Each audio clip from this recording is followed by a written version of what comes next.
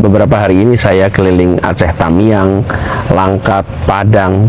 Saya duduk di tenda pengungsian, ngobrol dengan para ibu yang kehilangan rumah, anak-anak yang belum bisa sekolah, bapak-bapak yang lahannya tertimbun oleh kayu dan lumpur.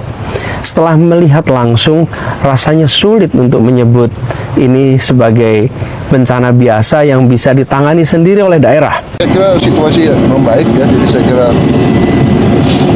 saya kira kondisi yang sekarang ini sudah cukup ya. Menurut saya kita sudah waktunya mengakui ini sebagai bencana nasional.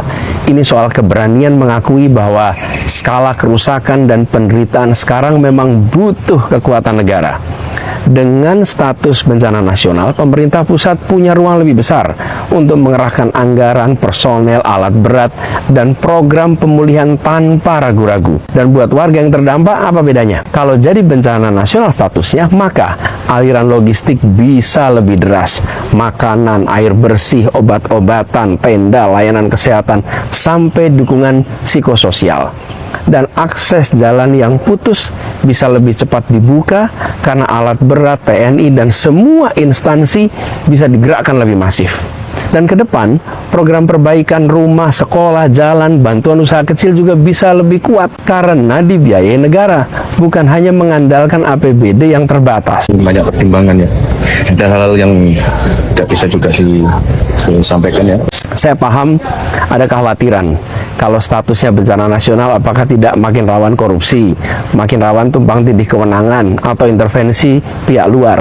Kekhawatiran itu wajar, tapi jawabannya bukan menahan status bencana nasional, melainkan memastikan tata kelolanya diawasi ketat sejak awal.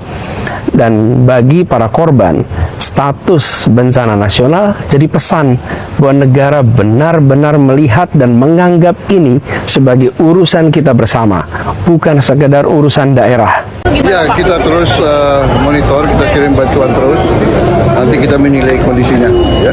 Belum terlambat, masih sangat relevan untuk mengambil keputusan ini.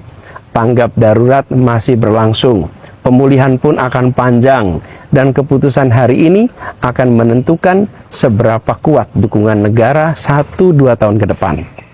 Jadi menurut saya perlu sungguh-sungguh dipertimbangkan agar bencana di Aceh, Sumatera Utara, dan Sumatera Barat ini berstatus bencana nasional. Lalu sama-sama mengawalnya supaya dikelola dengan jujur dan terbuka, agar saudara-saudara kita yang sekarang masih tidur di tenda benar-benar merasakan bahwa Indonesia berdiri di belakang mereka.